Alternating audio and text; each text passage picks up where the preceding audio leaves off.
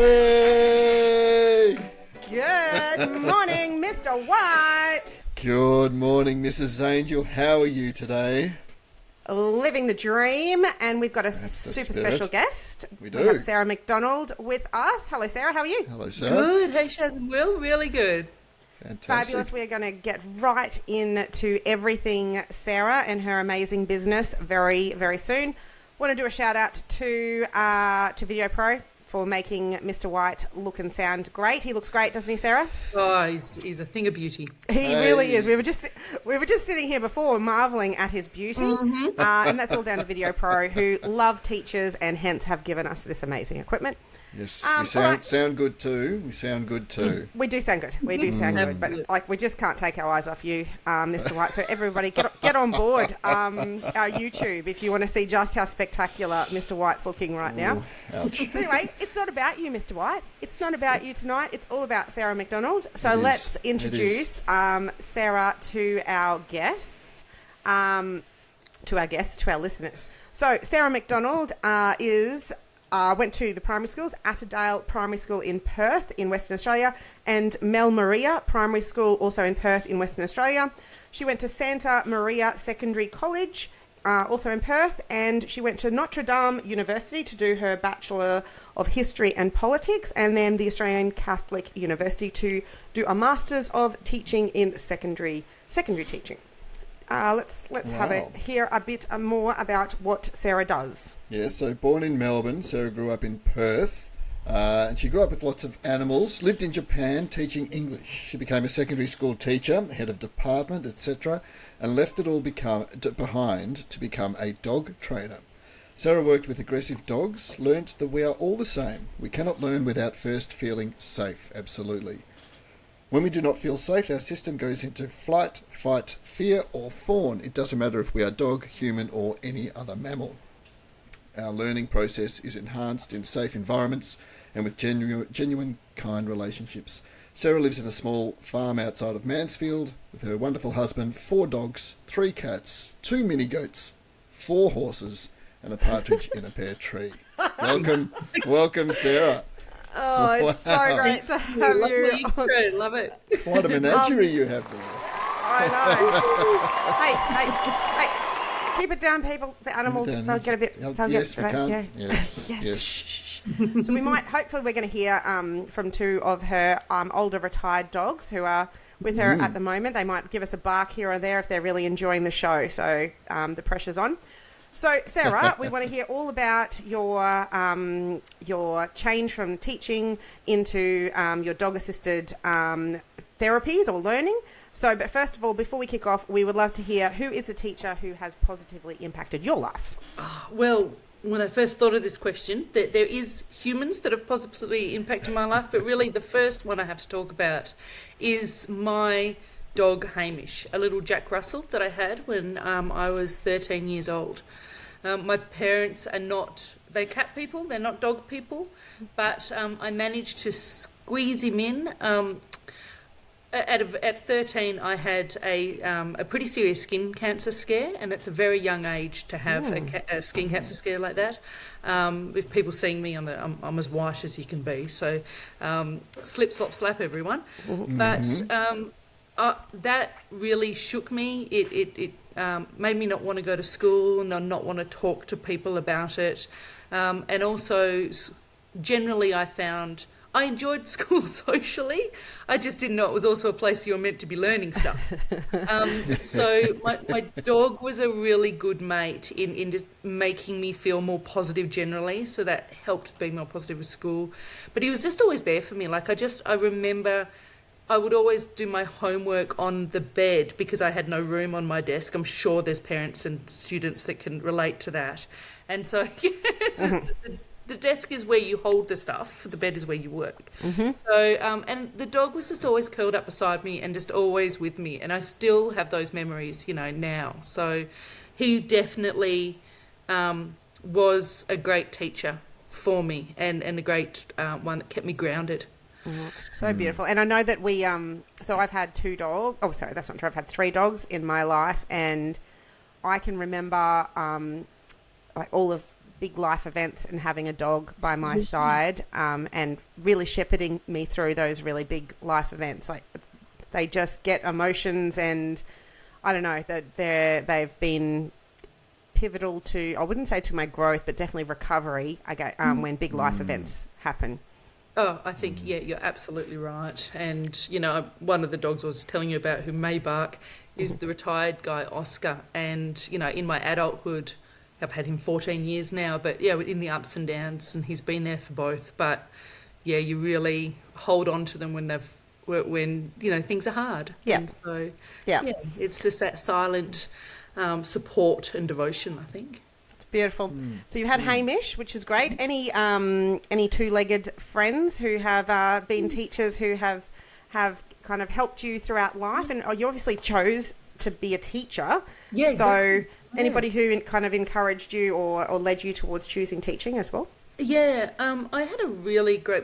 The first teacher I remember, I would have been about in year 5 or 6, that I really have a strong memory for still now, is Les Chidsey, who was my teacher at Mel Maria in Atterdale. I actually bumped into Les. I was doing a Positive Schools conference in Geelong, talking about animal-assisted therapy, and I bumped into him. He was actually in the audience of one of my presentations, and I got to say to him then how wonderful he was for me, and how he did help me in wanting, like, in becoming a teacher. I wanted to be a teacher like Mr. Chidsey. And fabulous. He told me then that was actually his first class he'd ever taught. You know, when you're a teacher, you don't admit that to the kids when it happens. So I didn't realise that. But yeah, that was him back in the day. And so shout out to Les, and I'll try to send this as an email later on, so you get to hear it. But yeah, great. He just cared. He was just genuine, and he was fun. So, you know, it was wonderful. And the other in my high school years was my history teacher, David Sheehan. And that's probably why my first degree was in history and politics. He was just a genuine guy. He wasn't all really showy and really out there or anything like that. He was a fairly calm, quiet person. But he genuinely liked the people he was teaching, and he genuinely liked his subject, and that just came through time and time again. And I actually didn't make it to do my final exams. I was in hospital, in and out with illnesses, but I remember us sitting together. I was out of hospital for a little while and going through, because I was so upset that I didn't get to do, it was the only one I wanted to do, the history exam.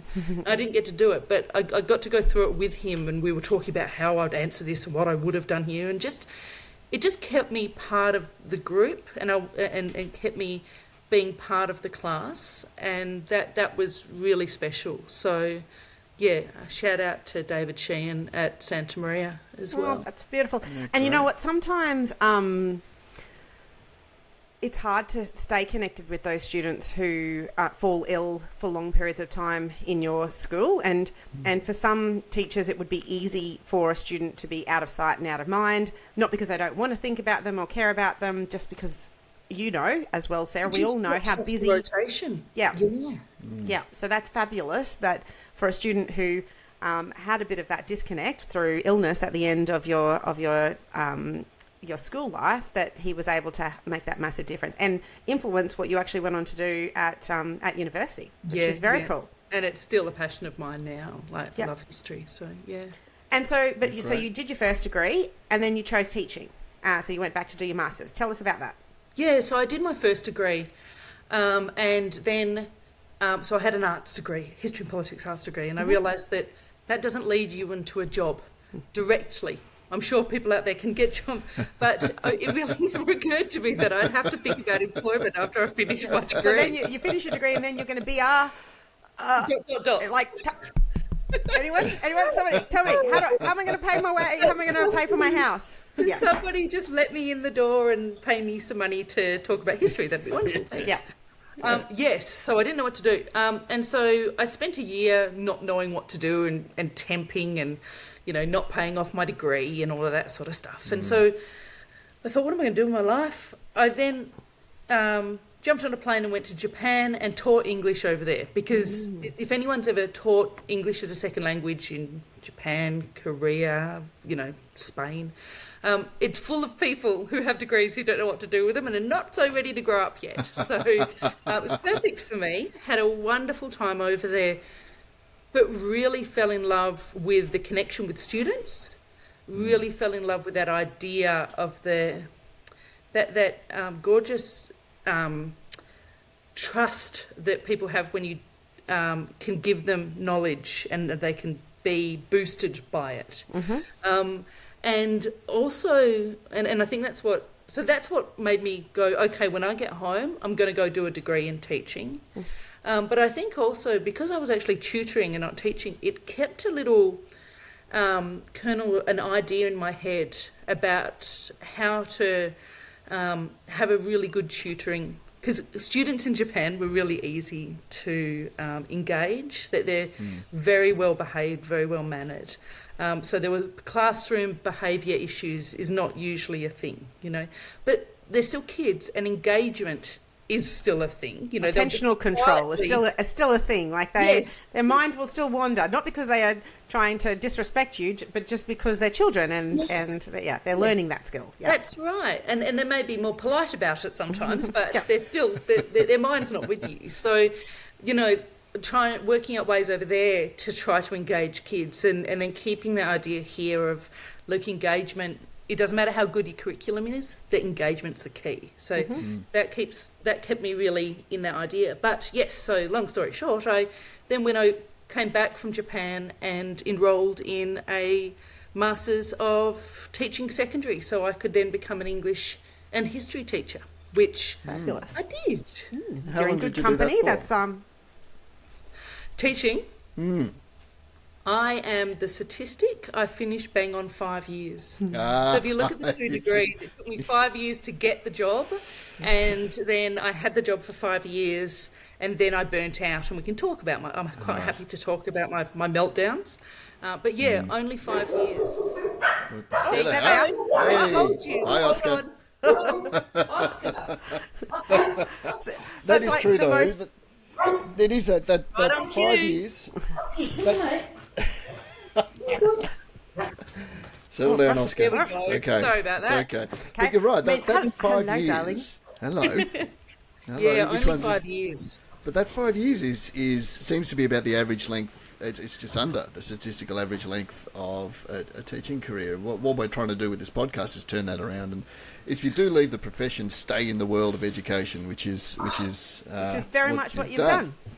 Yeah, look, I totally agree.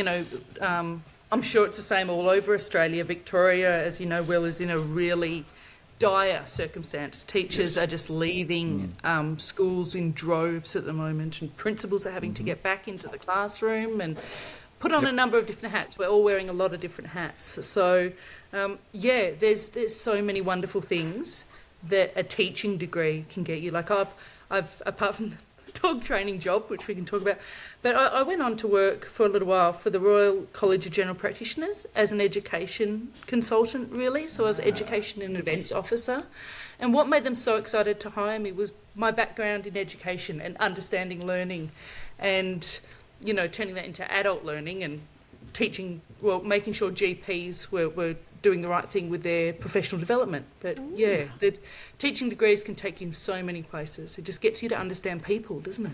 It really does, and the connection, and then the learning process as well. Yeah. So, and then of course there's the curriculum beyond that, but that could be any curriculum, like you've just proven there. Yeah, absolutely. All right, and so what led to the shift to dog assisted learning? How did you come to that decision, and then how have you turned it into a business? So you're saying that it's not a usual career path to go from a teacher to a dog trainer? Well, I think that is probably what I am saying. You're the first one I've met, and I need to know more. And my parent, because teaching is seen as a very stable profession, and you can usually, it's one the mortgage brokers like, and those sort of things. Exactly, so, yes. I might as well have told my friends and family I was running off to join the circus. I would have got the same approach. And so, look, I loved the school that I worked at. I worked at a school, Avila College in Melbourne, Glen Waverley. Fantastic school. Like, it really was. But it's the same thing that we can all say that was hard with school, where what I wanted to be doing was working with my students, improving their lives, teaching them stuff. It's making them excited. What I spent more time doing were curriculum meetings where we would discuss curriculum, and then, you know, year level meetings where we seem to have discussed the same thing but in a different room, and then another meeting where we seem to have discussed the same thing but in another room, and then we have to report on all of those things with a slightly different outlook. Lens, yeah. Oh, it makes me tired just thinking about it. So after 5 years, I put everything into it. I was one of those young teachers, like so many are, that put their hands up to everything. I was teaching year 7s. I was also teaching VCE and everything in between. I was going to school camps. I was coaching soccer teams. You name it, I'll put my hand up to it. And it just burnt me out. And I just could not step. I would stay in the car. I'd get there early to work and I'd stay in the car park, just not wanting to go in because I was just so tired and disillusioned at what I'd tried to build. And in my view at that point, I'd failed. It wasn't the system, it wasn't anything else. I failed. So in that time, I talked about being a teacher and getting a mortgage. When you first buy your first house, you get a dog. So I did. I got Minnie, my first dog as an adult, and Minnie is a Ridgeback Doberman cross. Wow. No small dog, right? It's a big dog. Big dog. And she became fear aggressive. So I started taking her to the local dog school, and I realised that, look, Minnie, you've got a couple of different options here. You can learn not to be fear aggressive, or you can live, you know, locked in the back garden with fear that you may get out at any time and could hurt yourself or hurt someone else. So it wasn't how I wanted to be a responsible dog owner. So I worked with this school, and they loved how much I got into it, and offered me a job as a dog trainer and said, look, you know, you do this as a hobby. Do you want to come and work for us? And I was crazy enough to say yes, and I was really seeing it as like a sabbatical from teaching. I'll just do it for a couple of years, and then I'll go back to either the school I was or go somewhere else, and just need that break. And look, I spent the first 6 months, and this is always the rule where the place that I learned dog training, I spent the first six months not training dogs a lot, just cleaning kennels. So I'd gone from head of department. I had nails and I wore makeup, and then I was covered in dog poo, and it was raining all the time. But it gave me, it got me outside, which helped my mental health. It gave me the headspace I needed. It gave me that time to think about what was really important to me and what I wanted. And during that time, I did spend a lot of work rehabilitating aggressive dogs. Like Minnie was an aggressive dog, and I saw it as a focus that I wanted. And the reason why most of the dogs are aggressive come down to two things. They're confused and they're scared. And if we look at our students, and you know, hopefully we're not being bitten by too many of them, but if we're seeing you know, real problems with connection and with building a relationship, it's often coming down to confusion and fear. Yeah, absolutely. And so I was seeing so many crossovers. So in my head, while I was doing all this dog training, I was writing curriculum. I was like, this could be a course. Kids could teach dogs, and they could learn about their own learning processes and learn about where they get worried and where they disengage and all those things through observing a dog learning something new. So it was well written in my head before I ever put it on paper. Right. So That's intriguing. Absolutely. So that something really resonated with me there was the notion of confusion and fear. And in a student, I see that as a recipe for anxiety. Yep. And we've seen an explosion in anxiety in the school setting since COVID, but I think it was on an uptick before that, to be honest anyway. How do we get around that? How do you? I mean, you work with dogs to do that. How can you teach students how to combat that confusion, combat that fear? Yeah, I think you're right. Where it was on an uptick. So I was doing this before COVID came in, and we had all the fires before that down in Gippsland and Malakuta. So we were working with the families down there.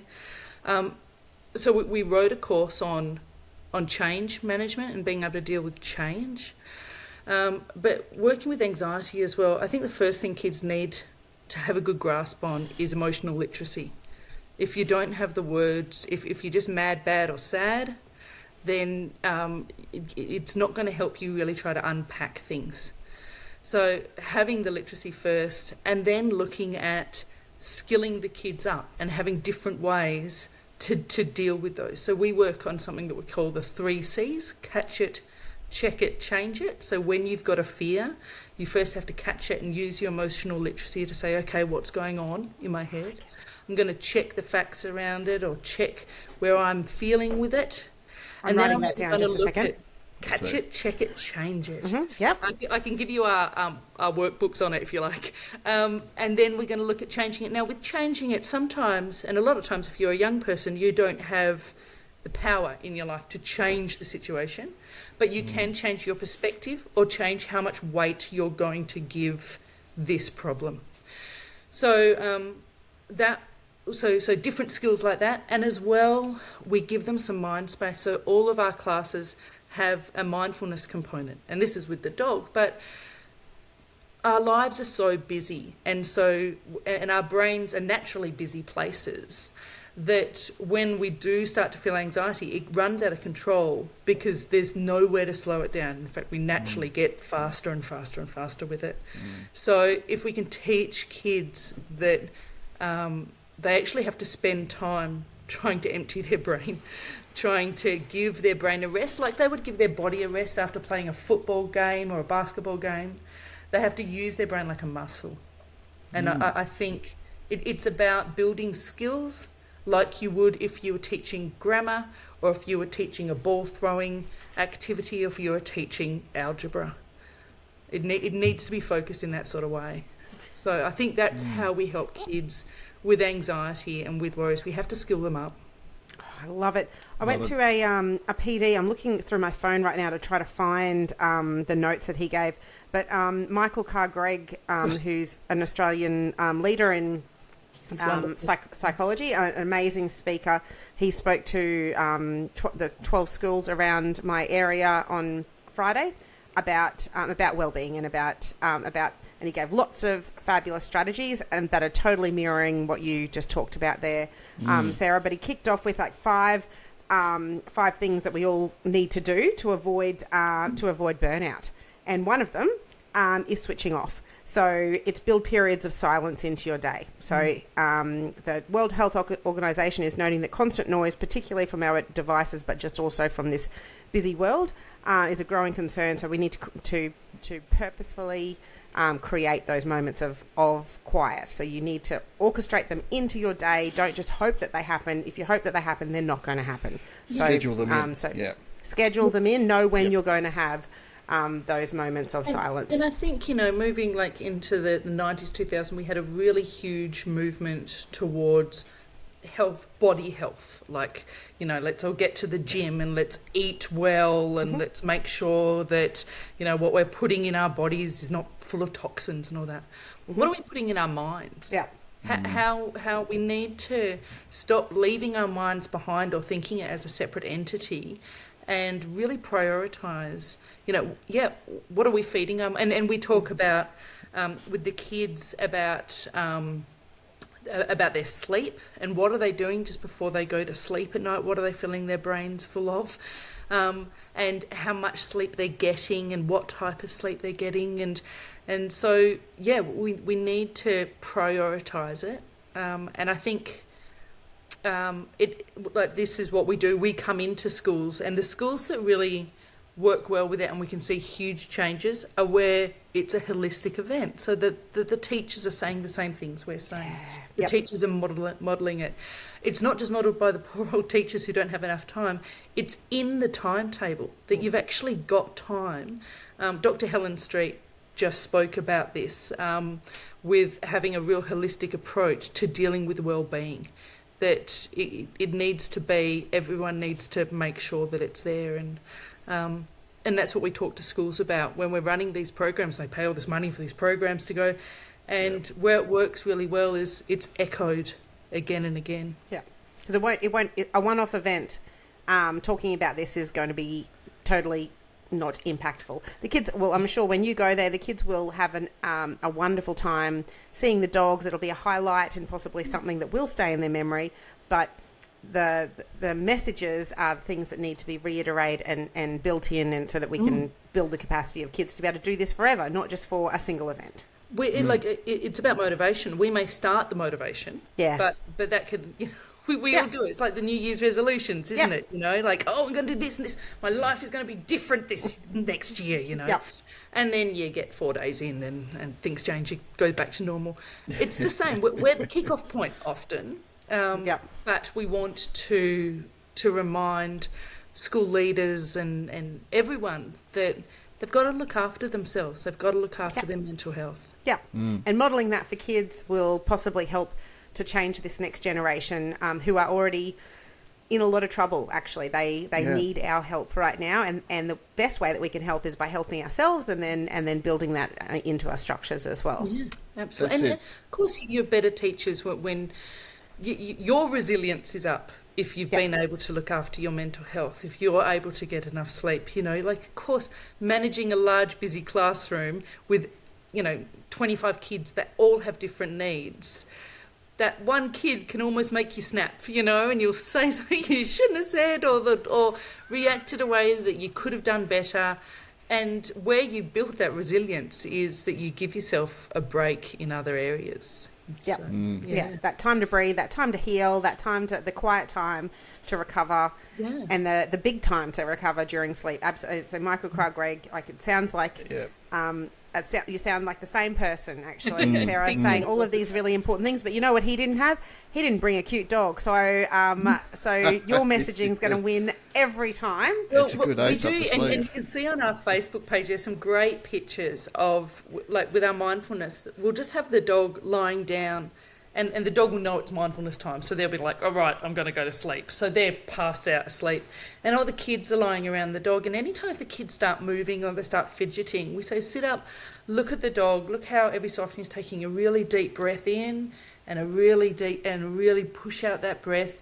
And he's just at peace. Let's try to follow that again. And so you get all these kids just laying around like sleepy dogs, and the so good. And going, I just don't believe, that kid has ADHD and that one has ODD, and how do you get that to happen? And I'm like, look, we set it up, but it's the dog. You're right. We're so I have taught with a dog and I've taught without a dog, and I'll tell you, with a dog is easier 1,000 times over. Well, if you lay down there and then you say, everybody watch my deep breathing here, they think, who is this crazy lady coming in and sleeping on our floor? Yes, we paid her money and she's just sleeping on the floor right now. Absolutely. I see why you needed to introduce the dogs there. So well played. Yes. I take it this happens, you could do this at any year level as well. I mean, I don't think this is, in my mind, it makes sense that this could be anyone at school, but beyond that, as well. I mean, I remember I've had a couple of dogs in my life, and I remember looking at them, and they were pretty chilled out. Both of them were pretty chilled out, but they were obviously very happy dogs. I mean, they were content, but the calmness that I got looking at Romsey or Zoe, who were my dogs in my life, and just seeing how content they were and happy, and they weren't sleeping; they were lying there, just happy, and I just thought that's something. It's a lesson for anyone at any stage in life. So we're talking clearly beyond school age here, aren't we? Oh, absolutely. I often think when I'm doing, all of our staff do long drives. Like we say that we're there for our students. So there'll be school refusers that the mentor's planning to go to the school to work with that individual, and we get a phone call saying they're not going to school today. So we go to their home and we work with them there, and we try to get them back into school. So there's a lot of driving for our mentors, and we always laugh saying that traffic in Melbourne's a killer. It's just horrid. It's one of the worst parts of our job. And then we look behind us and the dog is just fast asleep in the back. Like there's not a problem in the world. You know? And so it's just that reminder, just let it go. They just know how to find the moment. Like now is a moment of quiet. I'm going to make this a moment of quiet and I'm just going to embrace this moment of quiet right now. That's right, yeah. There's a great visual meme there somewhere. I can picture the there we go. And now, right now, is not a moment of quiet for the dogs in Sarah's household. Nobody shows that there are ebbs and flows. There are peaks and troughs, aren't there? Hey, Ritter, next. Oscar. I don't know why. Oscar's been deaf for like the last 3 years. I still call out to him. Like, I know why he's not responding to me. Like, it didn't even strike me as fair odd. enough. No, exactly. There he is, looking at the back. There he is. It's like, what? Yeah. What? Yeah. Your mouth was moving, lady. Oh, dear. I love it. So so first of all, we really want to use our magical moment sting, and I know that you've got one. So we would love to hear a very specific moment where you've had kind of a breakthrough with a specific student and a dog. And one of your learning assisted dogs. Yeah. So we're super excited to play our most recent sting. You're very welcome, Sarah, for being part of this world first. Here we go. Magical moment.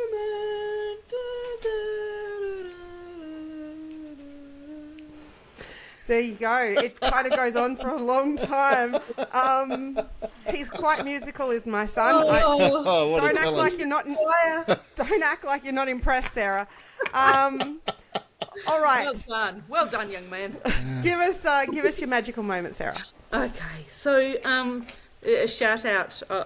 I will let him know that because we still do stay in contact. But this young person, so we work with groups of people, but we also work with individuals who are school refusing or have an issue with connection for loads of different reasons. And so I got asked to work with this young person who was in a residential care unit, and kids in resi care, their education is so far off the priority list at that point.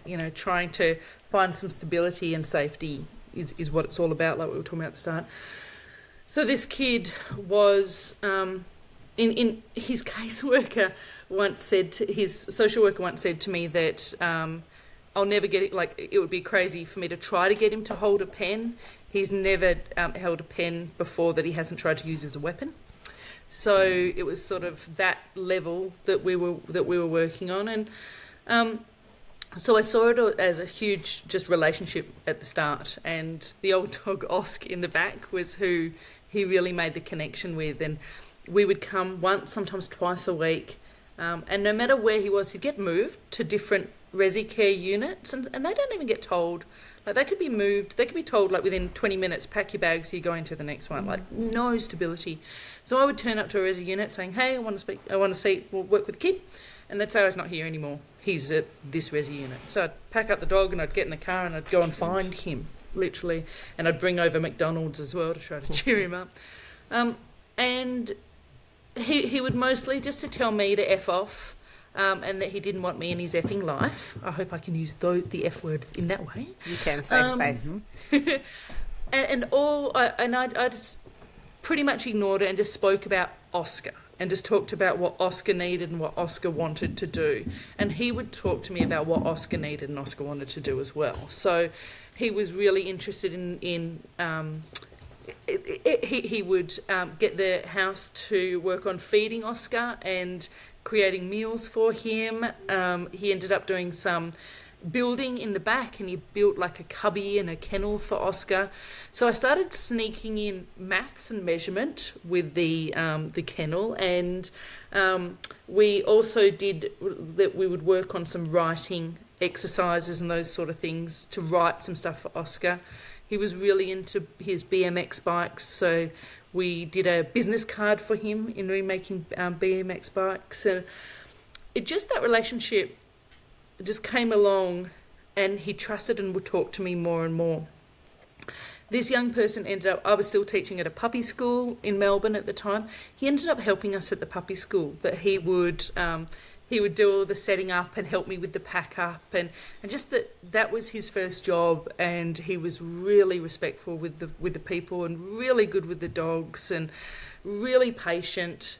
I just take my hat off to him. He had just come so far, and the last sessions when we were working together, while he was still like, 16, 17, was me dictating stories and paragraphs and him writing full paragraphs and full work down. So I would like to say, I really feel like the best work can be done when you're the facilitator, and then it happens. You have to build the thing.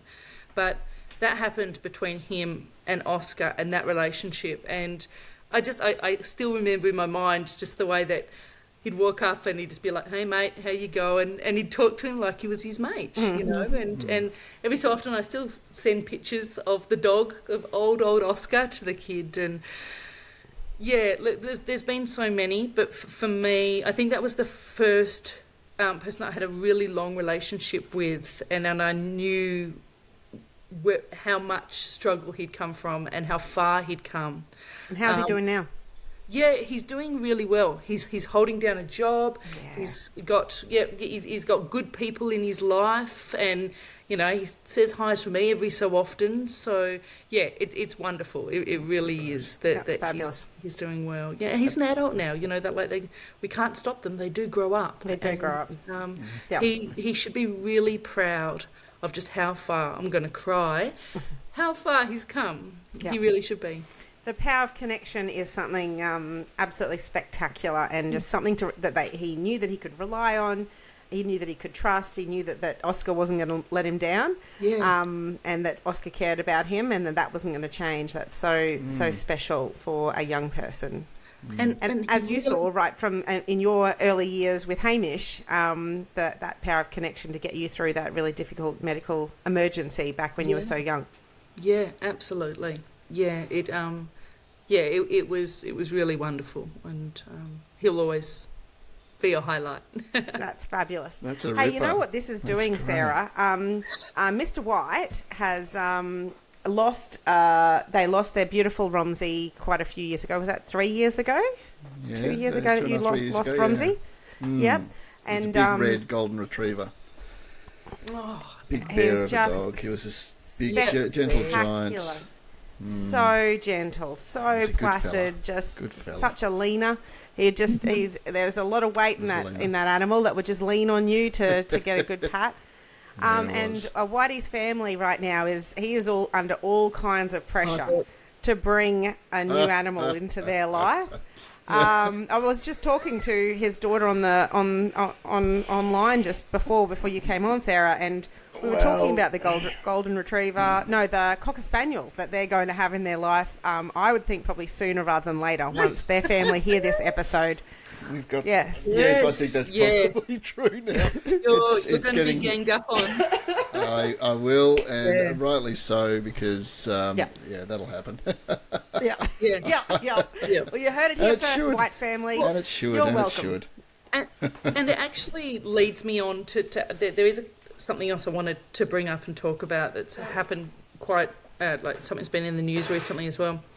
The way Canine Comprehension is set up is so that our therapy dogs live with their practitioners, so live with the teacher or the OT or the speechy, and then they go into the schools. And sometimes we have schools that love what we do and they're all excited about all of this, and they say, we could do this too. And so the principal or a teacher brings in their pet dog. And it is really a very big concern to us and to Department of Education, to other educators and other people who do therapy work, because as you know, we were talking about how busy teachers are and busy principals are. You can't make sure the dog is ethically safe and sound, and that the kids are. In New South Wales just last week, there was a support dog that had bitten a child in their school, and it was a dog who I don't know I don't want to go into it too far because I don't know all the details, but full-time dogs in schools can be a real worry for the dog. Like we talked about how the dogs sleep in the car, and our dogs can only do 4 sessions a day, and they have to be out of the schools. Yeah, yes. So we have to balance all of the benefits, like I told you about that kid, and all of the benefits we have for our kids, but we have to make sure that we have a dog who is well trained and managed for this. And like the new dog you get will, with your family and your pet, will be a great family dog. And look, you should get 2 kids, get 2, why not? Zip it. But for a school dog, they have to be specifically trained, and there has to be a lot of work around it. So I don't want this podcast going out and everyone thinking just get a dog. No. Well, if anybody thinks of that, then I just need to let them have my dog Billy for a little bit. Billy's a rescue dog. Billy will never be a school dog. Billy's a loose goose, and actually I might put up some of Billy's exploits on our Facebook channel. He's quite how many outdoor lounges has he gone through? Oh, he's eaten the whole. There was a 3-seater, a 2-seater, and a 2-seater. That one was. That one exploded. Actually, I'm sure he had nothing to do with it. No, you wait till you see the photo, Sarah. This dog is spectacularly beautiful, but the couch has exploded.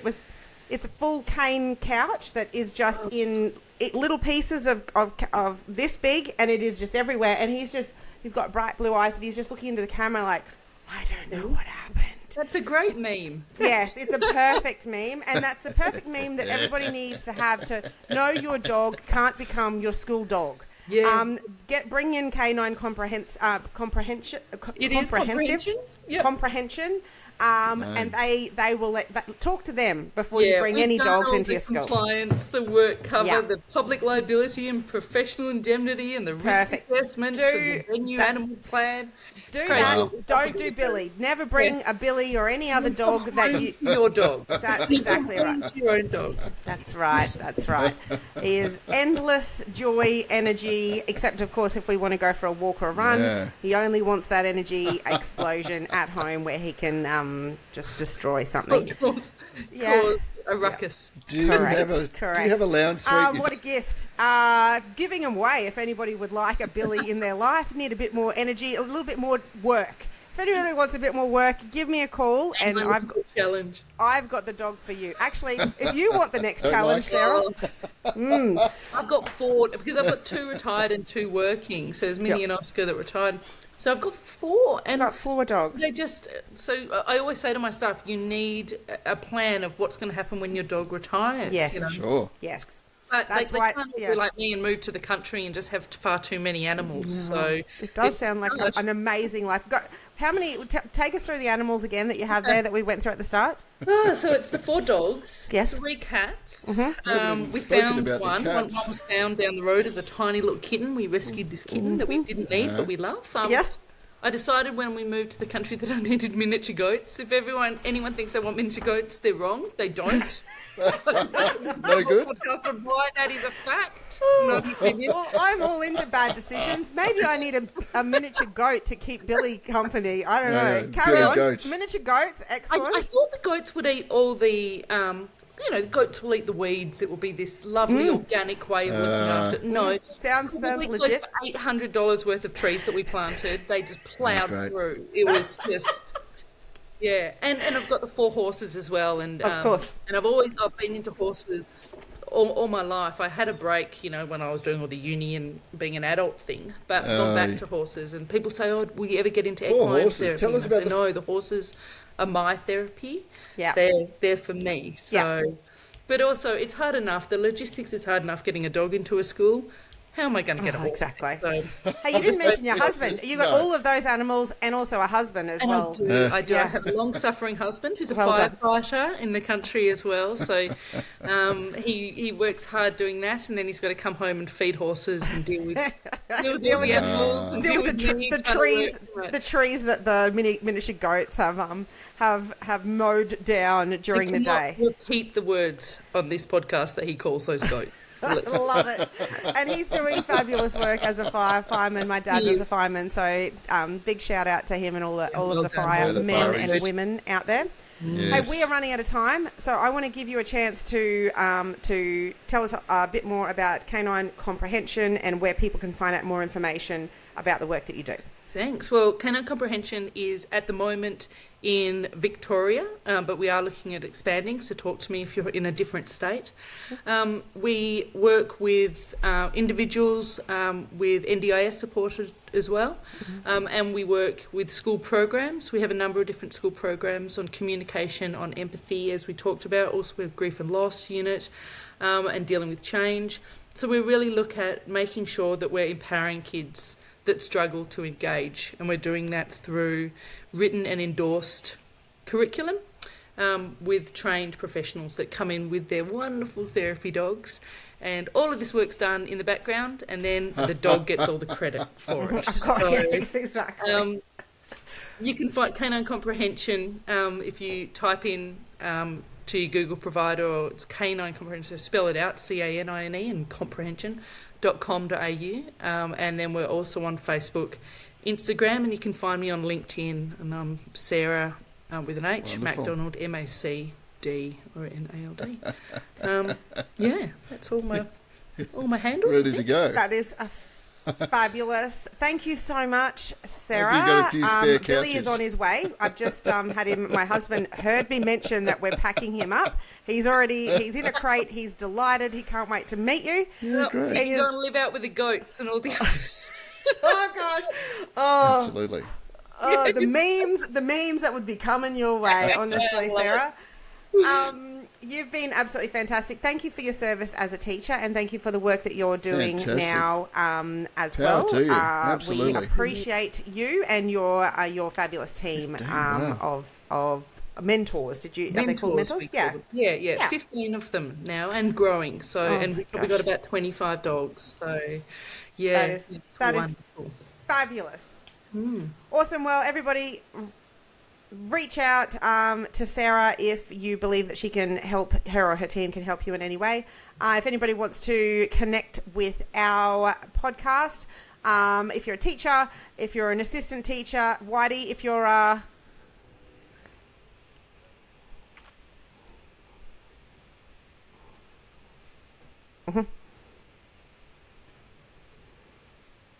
if your neighbour is a teacher, if you work in an industry where Sarah found us and they are working with teachers, and then she thought that her mentors would really benefit from listening to a podcast talking about teaching and the challenges of the profession, we are the podcast for you. Link up your friends, get people on board so we can tell the world how great teachers are and the work that they're doing. All right, we're out. So good afternoon, Sarah MacDonald. Thank you. Goodbye. Good afternoon. Wonderful. Good meeting you. afternoon, Mr. White. Afternoon, Mrs. Mr. Angel. All right. See everyone next week. Bye.